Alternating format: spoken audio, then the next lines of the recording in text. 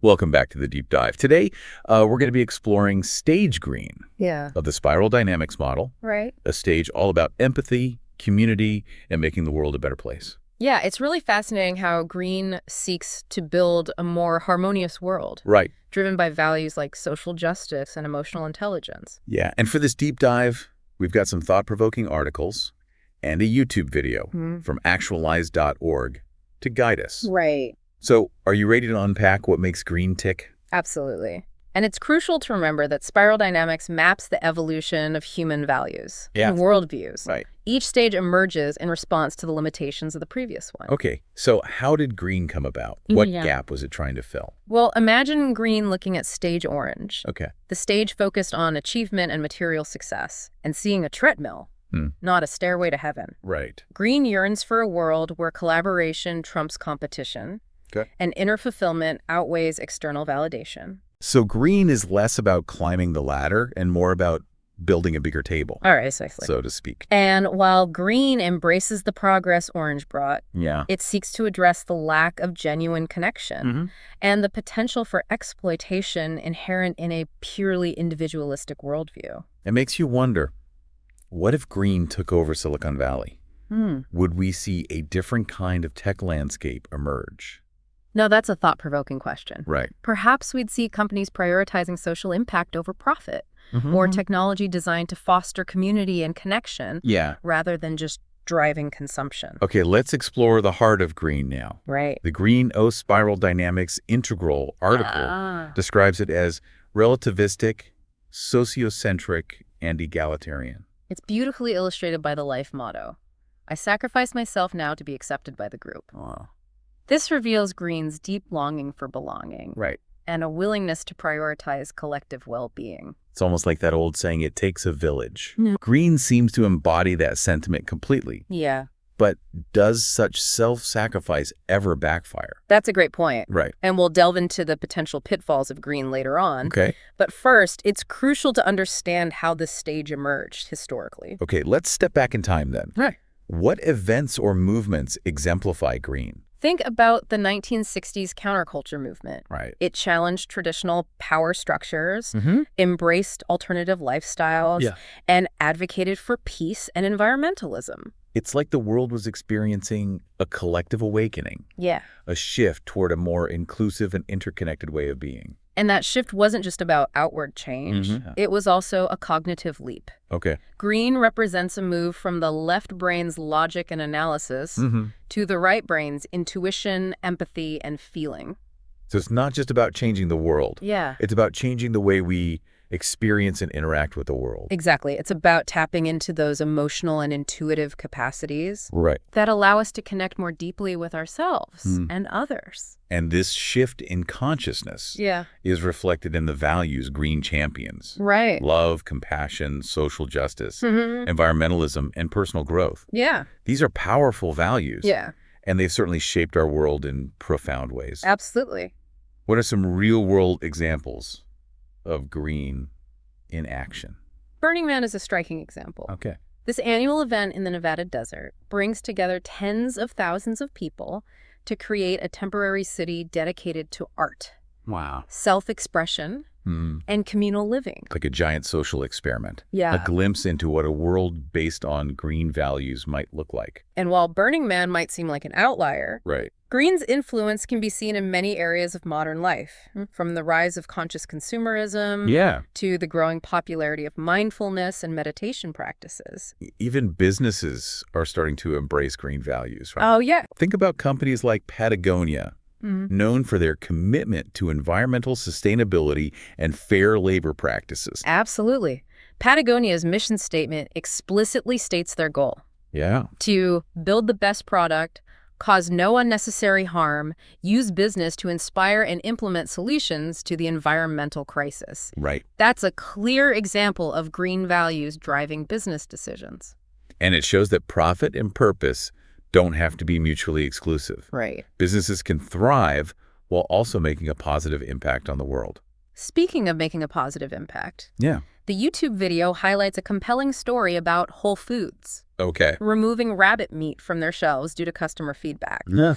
It illustrates Green's sensitivity and willingness to prioritize ethical concerns. It seems like Green has this incredible capacity for empathy, Absolutely. for putting themselves in others' shoes. Yeah. Whether it's a fellow human being or even an animal. Precisely. That empathy fuels their passion for social justice and their desire to create a world where everyone feels seen, heard, and valued.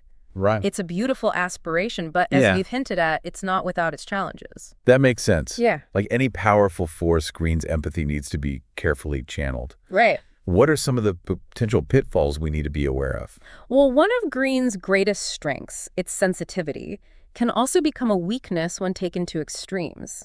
This heightened sensitivity can sometimes lead to oversensitivity Okay. and an aversion to conflict. So it's that classic double-edged sword. Exactly. While empathy allows for deep understanding and connection, Right. too much of it can lead to paralysis, Yeah. an inability to make tough decisions or challenge harmful behaviors. Exactly. And that's where understanding the next stage, Okay. stage yellow, Mm-hmm. becomes so crucial. Right. Yellow integrates the best of Green Okay. while transcending its limitations. Gotcha.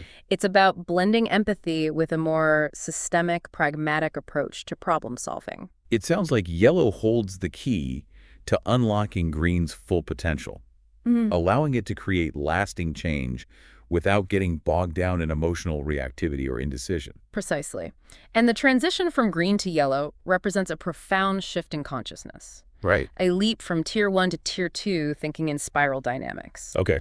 We'll delve deeper into that transition in the next part of our deep dive. We've covered a lot of ground already. Yeah. From the origins of Green to its core values and even some real-world manifestations. Right. But we've only just scratched the surface.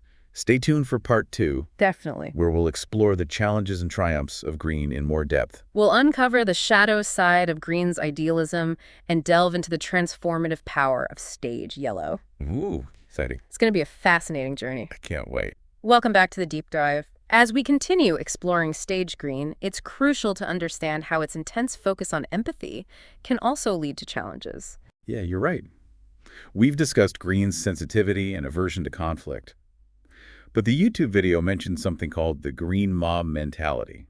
What exactly is that? Well, imagine a group of well-intentioned individuals, deeply passionate about social justice, united by their empathy for a perceived victim. Their collective outrage, while stemming from a desire for fairness, can escalate into a wave of condemnation that shuts down dialogue and even demonizes anyone who questions their perspective. It's like the road to hell paved with good intentions. Even with noble goals, that kind of mob mentality can stifle critical thinking and create a climate of fear where people are afraid to express dissenting opinions. Precisely. It highlights the shadow side of Green's idealism. While their intentions are often pure, their approach can be naive and overly simplistic, leading to unintended consequences. The video gives a thought-provoking example, the Osho ashram busing in homeless people. Right, the commune that attempted to create a utopia but failed to consider the complexities of homelessness. Their actions, while seemingly compassionate, ultimately backfired. It's a cautionary tale that underscores the importance of balancing empathy with wisdom and practicality. Green often struggles to reconcile its idealistic vision with the messy realities of the world. Yeah, it seems like Green needs a healthy dose of pragmatism, perhaps a dash of Orange's strategic thinking. That's an interesting point. The video actually suggests that integrating Orange is crucial for Green's evolution. Green tends to demonize corporations and money, seeing them as inherently evil. But Yellow understands that those systems, while flawed, are also essential for a functioning society. So it's not about rejecting those systems entirely, but rather learning to navigate them effectively, using those tools to create positive change. Precisely. Imagine a green entrepreneur who combines their passion for social justice with a savvy understanding of business. They could create a company that not only generates profit, but also uplifts communities and promotes sustainability. It's about harnessing the power of the market for good, using those resources to create a world that aligns with green values. And that integration of green and orange is a key stepping stone towards stage yellow. Remember, yellow represents a profound shift in consciousness. A leap from tier 1 to tier 2 thinking in spiral dynamics. Okay, let's unpack that. We mentioned tier 1 and tier 2 a few times, but I think it's time we really dive into what those terms mean. Think of it this way. Imagine looking at the world through a narrow tube. That's Tier 1 thinking. Each stage within Tier 1, from beige to green, expands that view slightly, but they're still fundamentally limited by a me versus them mentality. So it's like seeing the world in black and white, with clear boundaries between right and wrong, good and evil. Exactly. But stage yellow, the first stage of Tier 2, is like stepping back and seeing the whole panorama. Suddenly, those rigid boundaries dissolve, and we're able to perceive the interconnectedness of all things. It's like upgrading from a basic camera to a high-definition, wide-angle lens. You're able to capture so much more detail and complexity. That's a great analogy. And that expanded view is what allows yellow to develop systems thinking, one of its defining characteristics. We've touched on system thinking before, but I'd love to hear you elaborate. What does it really mean to think systemically? It's about seeing the bigger picture, understanding how different parts of a system interact and influence each other. Yellow recognizes that problems are rarely simple or straightforward. They're often embedded in complex dynamic systems. So instead of just reacting to symptoms, they're looking for the root causes, the underlying patterns and feedback loops that drive those issues. Precisely. Imagine a city grappling with homelessness. A Tier 1 approach might focus on providing temporary shelter or food banks, which are important but ultimately address only the symptoms. Yellow thinker, on the other hand, would take a more holistic approach. Right. They might analyze the systemic factors contributing to homelessness, such as lack of affordable housing, inadequate mental health services, or systemic racism. They'd seek solutions that address those root causes, recognizing that lasting change requires a multifaceted, interconnected approach. It's like those intricate mobiles where every element is connected and a slight shift in one part affects the entire structure. Yellow can see those intricate connections and anticipate how interventions might ripple through the system. And that systems thinking allows yellow to approach problem solving with more nuance and flexibility. They're less likely to get caught up in rigid ideologies or emotional reactivity. They're able to hold multiple perspectives simultaneously and find solutions that work for the greater good, even if they require compromise or unconventional thinking. It's almost like they're playing 4D chess while everyone else is stuck in a game of checkers. That's a great way to put it. And this ability to see the bigger picture is what allows yellow to appreciate the value of all the previous stages, even those it might have initially rebelled against. So instead of demonizing orange's focus on achievement or blue's adherence to tradition, yellow recognizes that those stages played a crucial role in the evolution of consciousness. Precisely. Yellow understands that each stage served a purpose, and they can even integrate the positive aspects of those stages into its own worldview. It's that beautiful integration of heart and mind, compassion and pragmatism that makes yellow so compelling. And it's why the transition from green to yellow can be so transformative. It's not just about acquiring new knowledge, it's about fundamentally shifting our perspective, expanding our consciousness, and unlocking our capacity for wisdom, compassion, and creating lasting change. This has been an incredibly insightful exploration of stage green and the leap to stage yellow. But before we wrap up part 2, I'd love to hear your thoughts on something. We've talked about green's sensitivity and how it can sometimes lead to overreaction or getting triggered. But aren't there situations where that sensitivity is absolutely essential? That's a fantastic point. It's crucial to acknowledge that green's sensitivity isn't inherently negative. In fact, it's often what fuels their passion for social justice and their unwavering commitment to creating a more equitable and compassionate world. Think about those who fight tirelessly for human rights, environmental protection, or animal welfare. Their sensitivity allows them to see the suffering that others might overlook, and it motivates them to take action. Precisely. In those contexts, green sensitivity isn't a weakness, it's a superpower. It's what allows them to see the world through a lens of empathy and compassion, to connect deeply with those who are marginalized or suffering, and to fight for a better world for all. And I think that's an important reminder for all of us, regardless of where we fall on the spiral. Cultivating empathy, even if it means feeling uncomfortable at times, is essential for building a more just and compassionate society. Absolutely. It's about finding that balance, recognizing that sensitivity can be both a gift and a challenge. It's about harnessing its power for good while also developing the wisdom and resilience to navigate its potential pitfalls. So as we move on to the final part of our deep dive, I encourage everyone to reflect on the role of sensitivity in their own lives. Where has it been a source of strength? Where has it led to challenges? And how can we all cultivate empathy in a way that empowers us to create positive change? Those are powerful questions to contemplate. And in part 3, we'll explore how stage yellow helps us integrate and transcend those challenges, leading to a more holistic and effective approach to creating a world that reflects green's highest aspirations. And we're back for the final part of our deep dive into Stage Green. We've explored its origins, its aspirations for a more harmonious world, and even some of its shadow sides. It's been quite a journey through the green landscape, hasn't it? We've seen its deep empathy, its passion for social justice, and its unwavering belief in the power of community. But we've also seen how that empathy, when unchecked, can lead to oversensitivity, indecision, and even a kind of mob mentality that shuts down dissenting voices. Exactly. And that's where Stage Yellow, with its systems thinking and multi-perspectival awareness, offers a crucial upgrade. It's like Green's idealism, paired with Yellow's pragmatism, creates a truly potent force for change. The YouTube video offered a fascinating analogy. Green is like the heart, and yellow is like the mind. It's about integrating those two, creating a balance between feeling and thinking. That's a powerful image. Green's heart allows us to connect deeply with others, to feel their pain, and to champion their causes.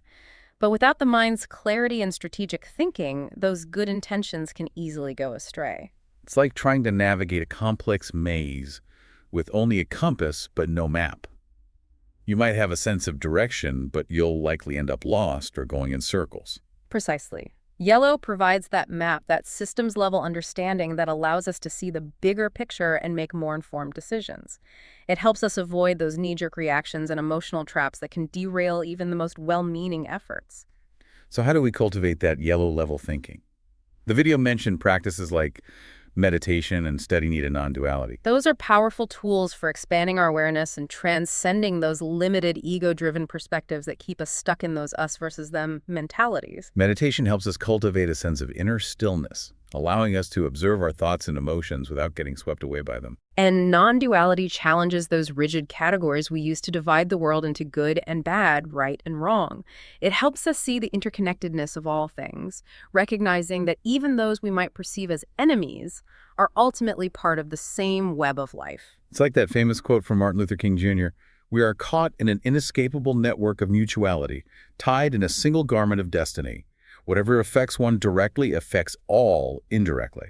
That quote perfectly captures the essence of Yellow's worldview. It's about recognizing that our actions have ripple effects, that we're all interconnected, and that creating lasting change requires a holistic, systemic approach. The video also emphasized the importance of integrating orange-green, often demonizes corporations and money, seeing them as the root of all evil. But Yellow understands that those systems, while flawed, are also essential for a functioning society. Exactly. It's not about rejecting those systems entirely, but rather about learning to use them wisely and ethically. Imagine a world where businesses are driven not just by profit, but also by a deep commitment to social and environmental responsibility. A world where technology is used to connect and empower people, rather than just driving consumption and deepening divides. That's the kind of world Yellow envisions, a world where the best of Green's idealism is combined with the practicality and innovation of Orange. It's a world where empathy and systems thinking work together to create lasting solutions. As we wrap up this deep dive, I'm left with a sense of both hope and responsibility. Hope, because Green's vision of a more compassionate and interconnected world is so inspiring, and responsibility, because it's up to each of us to cultivate those yellow-level skills, that systems thinking and multi-perspectival awareness to truly manifest that vision. And remember, it's a journey, not a destination. There will be setbacks and challenges along the way, but the rewards are immeasurable. The more we understand the spiral, the more effectively we can navigate the complexities of our world and contribute to creating a future that's both sustainable and fulfilling for all. That's a beautiful note to end on. If you've enjoyed this deep dive into Stage Green, be sure to like, comment, and subscribe for more explorations of the spiral dynamics model and the evolution of human consciousness. We'll be back soon with another fascinating journey, so stay tuned.